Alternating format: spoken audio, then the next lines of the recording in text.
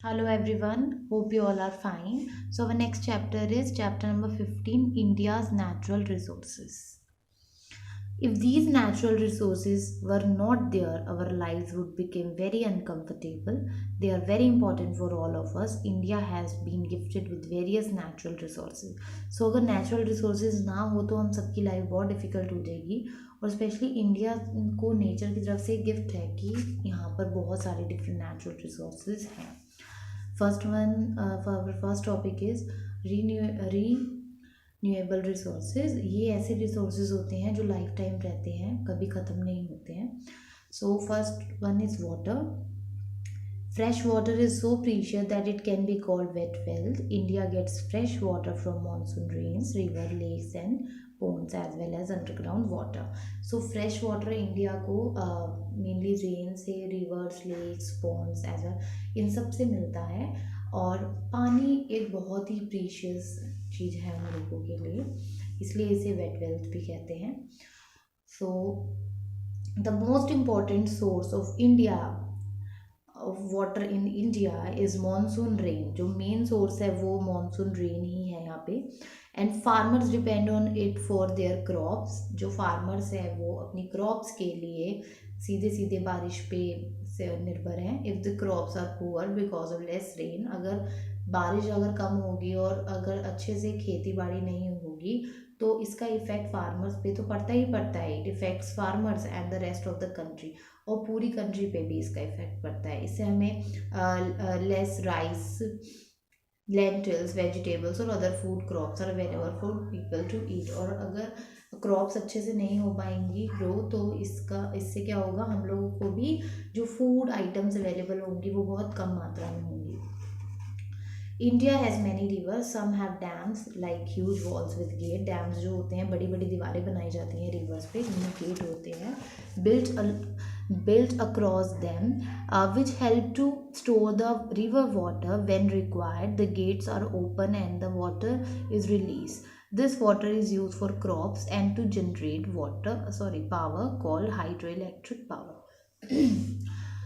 इस तरीके से ये डैम्स बनाए जाते हैं रिवर्स पर और उनका पानी जो है वो स्टोर किया जाता है. और जब क्रॉप्स के लिए या फिर बिजली बनाने के लिए, जिसे हाइड्रो इलेक्ट्रिक पावर बोलते हैं, जो बिजली बनती है पानी से, उनके लिए जब पानी चाहिए होता है तो ये गेट्स ओपन होते हैं और इसमें से पानी रिलीज होता है. और इस तरीके से बनाई जाने वाली बिजली को हाइड्रो इलेक्ट्रिक पावर कहते हैं. Lakes and ponds can either be natural or man-made by people. In some part of India, people dig ponds to store water. और जो ponds और lakes होते हैं वो naturally भी बने होते हैं और कभी कभार इन्हें लोग भी बनाते हैं खुद खोद के, और इनमें भी लोग बारिश का पानी स्टोर करते हैं. When it rains, some water seeps into the ground. जब बारिश होती है तो कुछ पानी जमीन के नीचे चला जाता है. When this reach a hard layer of the stone or rock, it cannot go further and collects there, forming a pool. This is called underground water.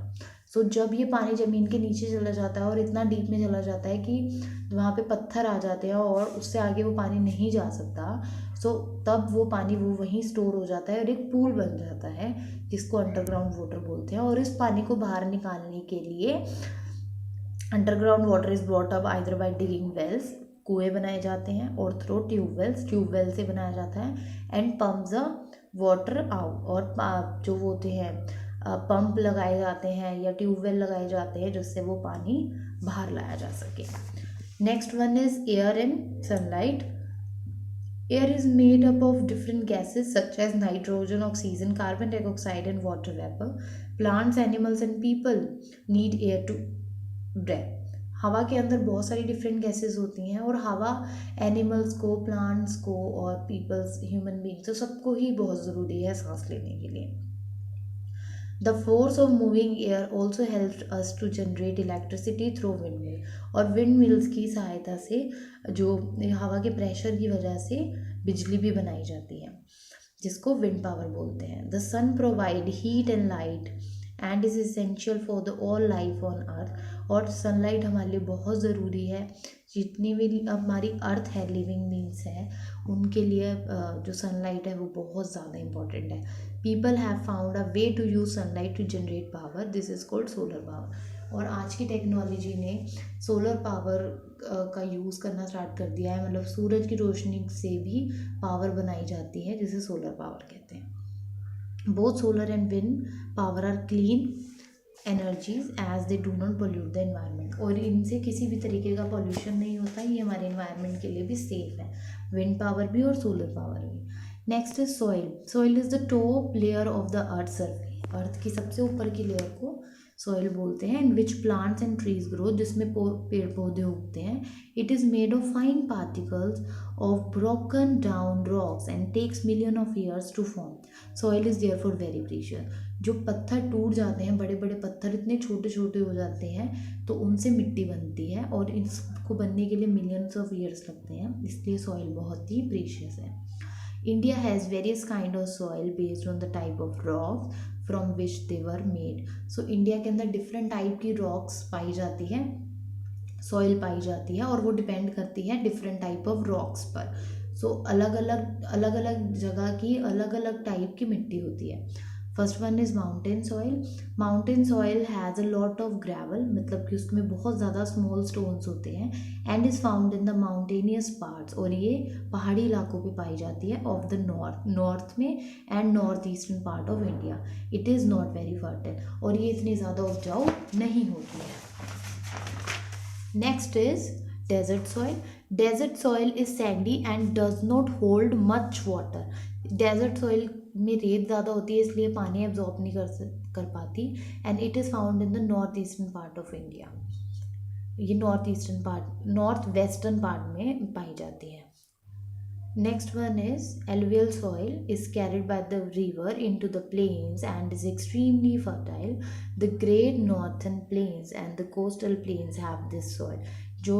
जो रिवर्स अपने साथ मिट्टी लेकर आती हैं वो बहुत ही ज़्यादा फर्टाइल होती है, बहुत उपजाऊ होती है, वो प्लांट्स के लिए बहुत अच्छी होती है, बिकॉज उसके अंदर जितने भी मिनरल्स होते हैं, जो गुड मिनरल्स होते हैं सॉइल को जो फर्टाइल बनाते हैं, वो सब होते हैं उसके अंदर। और ये मेनली नॉर्थन प्लेन्स में एंड कोस्टल एरियाज़ में पाई जाती है, जो नदी के किनारे का हिस्सा होता है कोस्टल प्लेन्स में।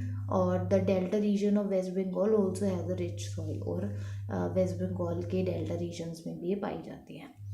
Next one is black soil. Black soil is fertile, fine and sticky as it has a lot of clay. इसमें क्ले होती है, दैट्स वाई ये बहुत ज़्यादा स्टिकी होती है।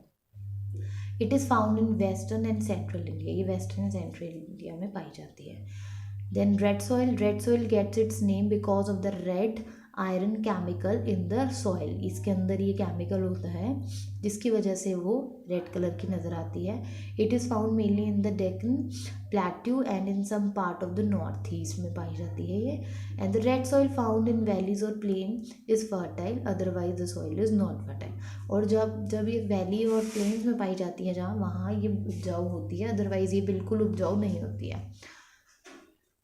Then next one is laterite soil, has a lot of aluminium and it is not very fertile. It is found in the hilly region of the south and the northeastern. So ये वाली जो soil होती है ये भी इतनी ज़्यादा fertile नहीं होती है। आपको यहाँ पे रेड सॉइल और ब्लैक सॉइल की पिक्चर भी दिखा रखी है।